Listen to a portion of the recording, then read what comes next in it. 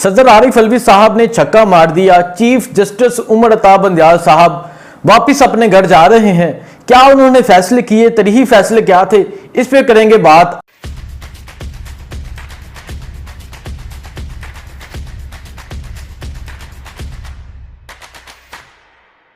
अस्सलाम वालेकुम, मैं हूं हसनैन, आप देख रहे हैं नया पाकिस्तान। करते हैं आज का व्लॉग शुरू। आज का दिन पाकिस्तान तहरीक इंसाफ के लिए, इमरान खान के लिए एक खुशी का दिन था। सबसे पहले आज की खबर यह थी कि पाकिस्तान तहरीक इंसाफ को बल्ले का निशान वापस अलॉट कर दिया गया। इसका फायदा इलेक्शन वाले दिन होगा। इलेक्शन कब होगा, यह बहस मामूल पर जारी थी। ये बहस हर आम वर्कर, हर आम आदमी, हर आम शख्स ये बहस रोजाना बेसिस पर करता था कि इलेक्शन कब होगा। आइन के मुताबिक निगरान हुकूमत 3 माह में इलेक्शन करवा सकती है, लेकिन अभी तक निगरान हुकूमत की जानब से, इलेक्शन कमीशन की जानब से इस पर कोई हिकमत अमली नहीं बनाएगी कि इलेक्शन कब होंगे। तारीख नहीं दी गई कि इलेक्शन कब होंगे। आखिरकार सदर मुमलिकत आरिफ अलवी साहब को इमरान खान के कहने पर फैसला करना पड़ा। इमरान खान साहब ने अपने वकला के जरिए पैगाम भेजा सदर साहब को कि आप इलेक्शन का फैसला करें, इलेक्शन की डेट अनाउंस करें। आज सदर आरिफ अलवी साहब ने इलेक्शन की डेट अनाउंस कर दी। सदर आरिफ अलवी साहब ने एक बहुत बड़ा छक्का मारा है। सदर आरिफ अलवी साहब ने 6 नवंबर को इंतखाबात करवाने की तजवीज दे दी है। अब देखना यह है क्या इलेक्शन कमीशन 6 नवंबर को इंतखाबात करवाते हैं या नहीं करवाते, या इससे पहले जो 14 मई की डेट दी गई थी, जो सुप्रीम कोर्ट ने फैसला सुनाया था, उसी तरह इसी फैसले को भी, उसी तरह इस तारीख को भी रोन दिया जाता है, या 6 नवंबर बरोज पीर वाले दिन इलेक्शन होता है। अगर इलेक्शन होता है तो अवाम का फैसला क्या है? अवाम का फैसला सारी कौम, सारी दुनिया, सारे ओवरसीज पाकिस्तानी जानते हैं, बल्कि जानते नहीं, वो अवाम के फैसले में अपना किरदार अदा करेंगे। स्पेशली ओवरसीज पाकिस्तानी 6 नवंबर को अगर इलेक्शन होता है, पाकिस्तान तहरीक इंसाफ के लिए तो खुशखबरी है। पाकिस्तान तहरीक इंसाफ को बल्ले का निशान वापस अलॉट कर दिया गया है। बल्ले का निशान जहां भी होता है, पाकिस्तान तहरीक इंसाफ की जीत होती है। इससे पहले पेशावर में बल्ले का निशान था, बल्ले के निशान पे ठप्पा ठप मोहरें लगी। उसके बाद गिलगित अस्तूर में इलेक्शन हुआ। वहां एक तरफ सारी मशीनरी थी, एक तरफ सारी हुकूमत थी, और दूसरी तरफ सिर्फ बल्ले का निशान था। बल्ले का निशान वहां से जीत गया। खालिद खुर्शीद साहब के वालिद जस्टिस खुर्शीद साहब वहां से इलेक्शन जीत गए। सदर साहब के बारे में लोग कह रहे थे कि सदर साहब ने कंप्रोमाइज कर लिया है, सदर साहब तारीख नहीं देंगे, लेकिन आज सदर साहब ने तजवीज दी है। तारीख का ऐलान कब करेंगे यह देखा जाएगा। क्या यह तारीख का ऐलान है या तजवीज है, कुछ ही दिन तक पता चल जाएगा। इससे पहले सदर साहब के बारे में एक खबर फैलाई गई। सदर साहब ने साइफर लीग का जो कानून पास हुआ था, सदर साहब ने उस एक्ट पर दस्तखत किए, जिसके बाद सदर साहब को आना पड़ा। उन्होंने एक ट्वीट लिखी कि मैंने ये दस्तखत नहीं किए, मेरे किसी सेक्रेटरी ने की है, मेरे इल्म में नहीं, इस पर अभी कोई इन्वेस्टिगेशन नहीं हुई। अगर 6 तारीख को इलेक्शन हो जाते हैं तो अवाम जो खामोश बैठी है, अवाम जो चुप बैठी है, जो किसी खौफ से, किसी डर से, किसी गिरफ्तारी की वजह से बाहर नहीं निकल रही, 6 तारीख को वो बैलेट पेपर पे जाके मोहर लगाकर अपना बदला लेगी, और देखा जाएगा कि 6 तारीख को अवाम क्या फैसला करती है।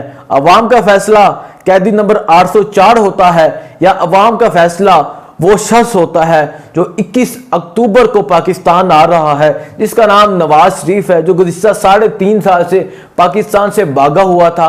पाकिस्तान का एक इश्तिहारी था, एक मुल्ज़म था, एक मुजरम था जो पाकिस्तान से गया हुआ था, और अब 21 अक्टूबर की तैयारियां की जा रही हैं पाकिस्तान मुस्लिम लीग नून की तरफ से कि 21 अक्टूबर को मियां मोहम्मद नवाज शरीफ साहब आ रहे हैं, उनका तरीही इस्तकबाल होगा, शानो शान उनका इस्तकबाल होगा।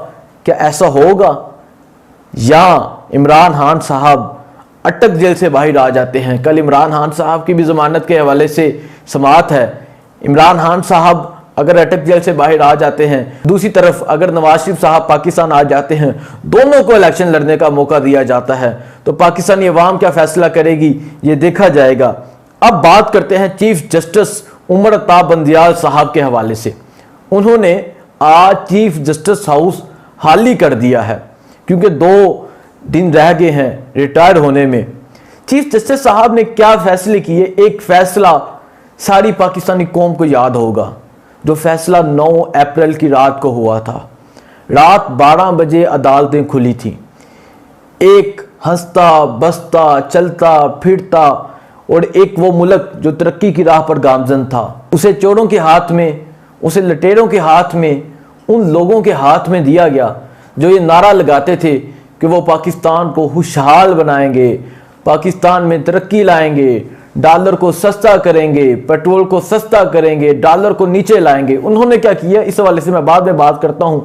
9 अप्रैल की रात को, और 9 अप्रैल की रात मैं भी वहां ही सुप्रीम कोर्ट के बाहर मौजूद था, पार्लियामेंट में मौजूद था। ये रात मैं भी नहीं भूल सकता, जिस तरह तमाम पाकिस्तानी नहीं भूल सकते।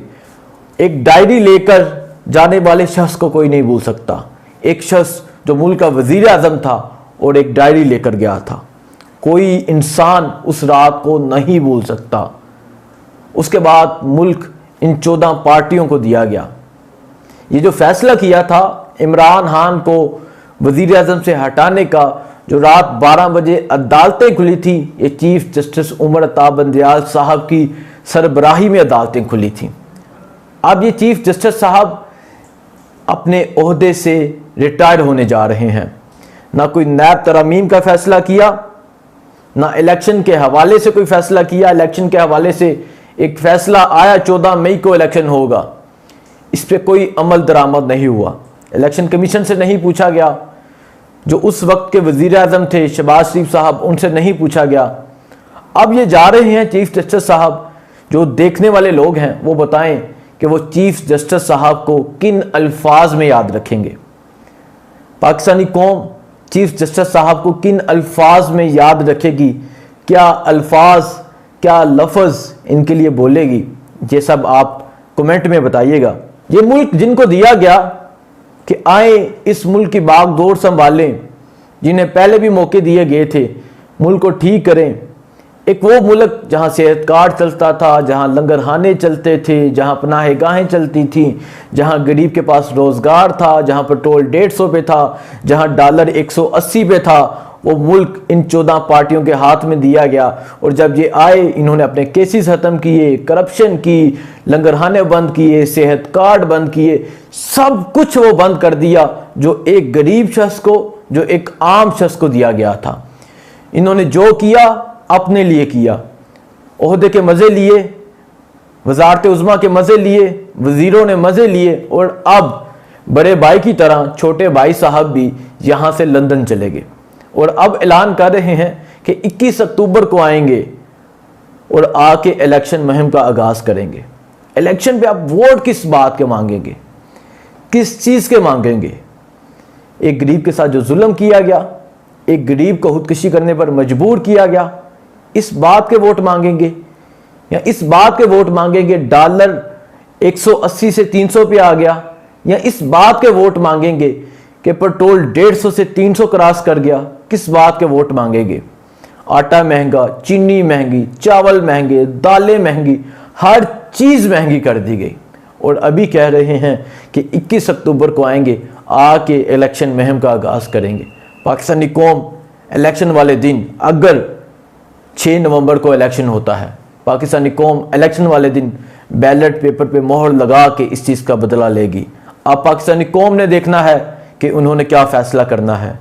पाकिस्तानी कौम को अपनी आंखें खोलना होगी, अपने ज़मीर से फ़ैसला करना होगा। ये जो कहा जाता है कि हमारी बरादरी का फ़ैसला है, मुतफ़िक़ा फ़ैसला है, हर शख्स का अपना ज़मीर है। हर शख्स को अपने ज़मीर से सोच के फ़ैसला करना होगा, मुल्क को देख के फ़ैसला करना होगा कि उन्होंने क्या फ़ैसला करना है, किसको चुनना है। मुझे दीजिए इजाज़त। अल्लाह हाफिज़।